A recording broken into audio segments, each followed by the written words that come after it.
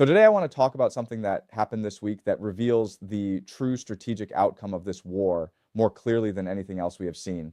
Everyone is reporting that there is a ceasefire in place between America and Iran, but that is not true. There is no ceasefire. What exists right now is a negotiation over the initial terms of what a ceasefire might look like. And the difference between those two things is everything, because the negotiation reveals who won and who lost. The negotiation reveals who is dictating terms and who is accepting them. And when you look at what is actually happening at the negotiating table, when you look at what Iran is demanding and what America is being forced to accept, you will understand that this war is already over.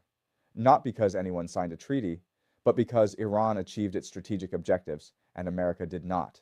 So let me walk you through exactly what is happening right now, what it means, and why this represents one of the most significant geopolitical defeats America has suffered since Vietnam. Part 1, the ceasefire that does not exist.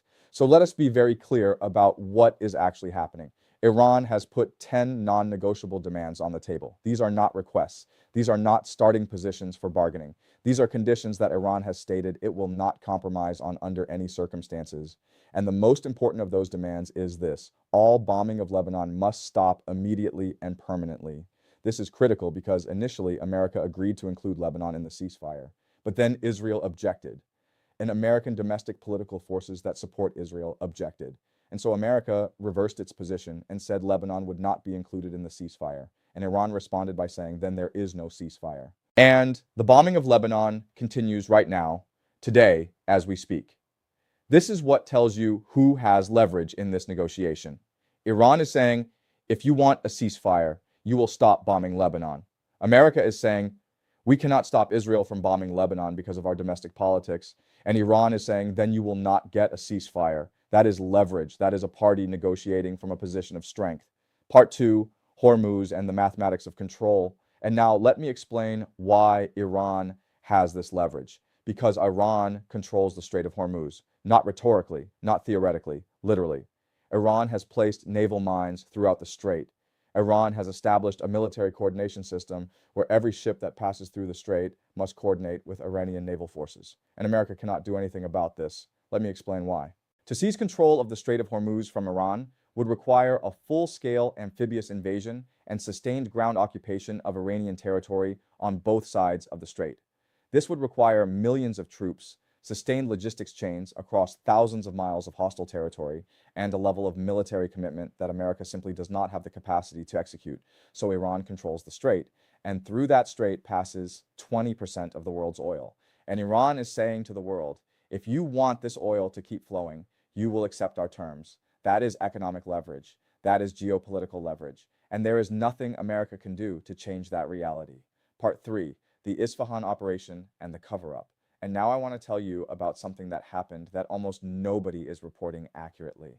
Because what the media is telling you is that an American F-15 fighter jet was shot down over Iran, and America launched a rescue mission to extract the pilot. But according to leaked information from former military officials, that is not what happened. What actually happened was much bigger and much more embarrassing for the United States. The F-15 was shot down. That part is true, but the rescue mission was not the original plan. The original plan was a large-scale special operations raid on Iranian underground uranium enrichment facilities near Isfahan.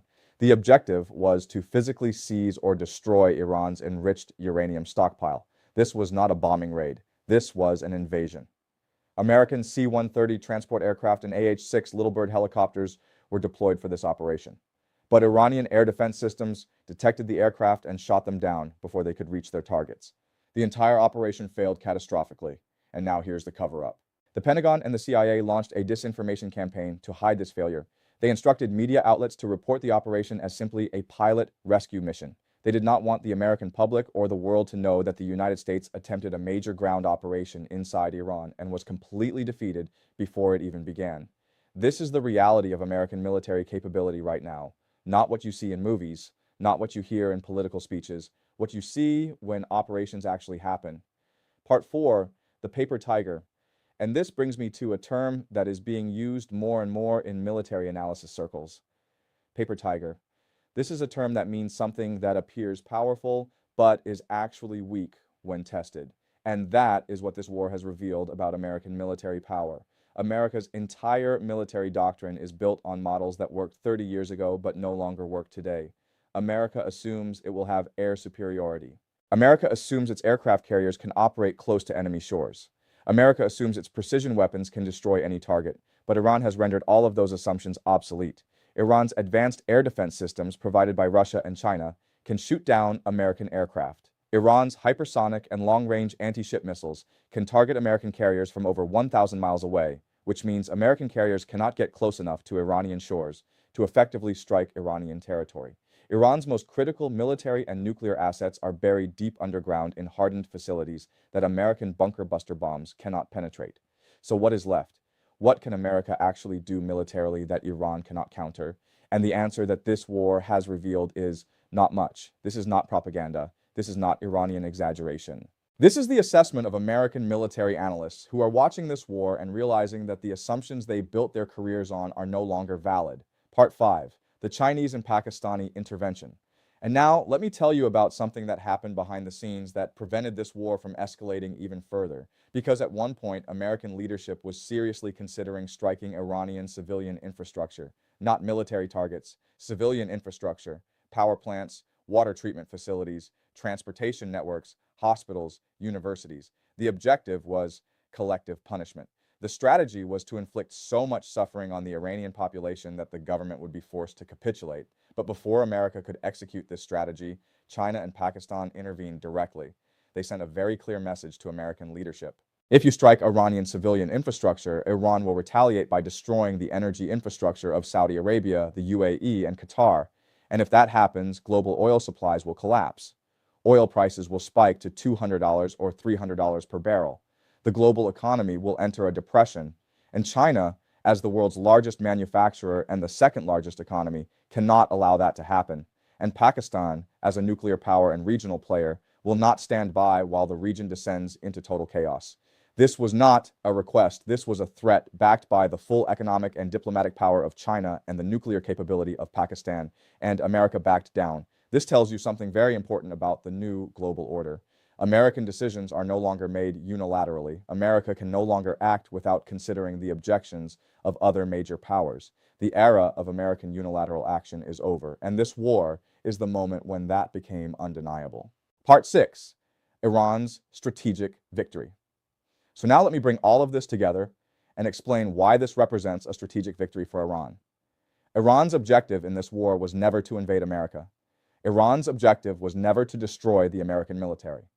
Iran's objective was very simple: survive the initial onslaught, maintain the ability to retaliate, force America to negotiate, and accept nothing less than Iran's core demands. And Iran has achieved all of those objectives. Iran survived. Iranian military infrastructure, the infrastructure that matters, remained intact. Iran demonstrated the ability to strike back with thousands of drones and missiles that American defenses could not fully stop. Iran forced America to the negotiating table, and Iran is now dictating the terms of the ceasefire, not accepting American terms. Meanwhile, what did America achieve? America did not reopen the Strait of Hormuz. America did not destroy Iran's nuclear program. America did not remove the Iranian government. America did not even achieve the more limited objective of destroying Iran's missile and drone capabilities. In fact, Iran demonstrated that its missile and drone capabilities are more effective than anyone, including American planners, had anticipated. So what did America gain from 6 weeks of war, thousands of airstrikes, billions of dollars spent, 13 American soldiers killed? The answer is nothing. America gained nothing. And this is what strategic defeat looks like. It does not always look like troops surrendering on a battlefield. Sometimes it looks like a negotiation where you realize you have no leverage left. Part 7, what this means for the global order. And now let me explain why this matters far beyond Iran and America. Because every nation on earth is watching this. Every nation that has relied on American security guarantees is watching and asking, if America cannot defeat Iran, can it protect us? Every nation that has considered challenging American power is watching and asking, if America is this weak against Iran, what happens if we push back? This is the geopolitical equivalent of the Suez Crisis in 1956, the moment when the world realized that Britain, despite all its history, despite all its military tradition, was no longer capable of projecting power the way it used to. And after Suez, the entire British imperial system began its final collapse.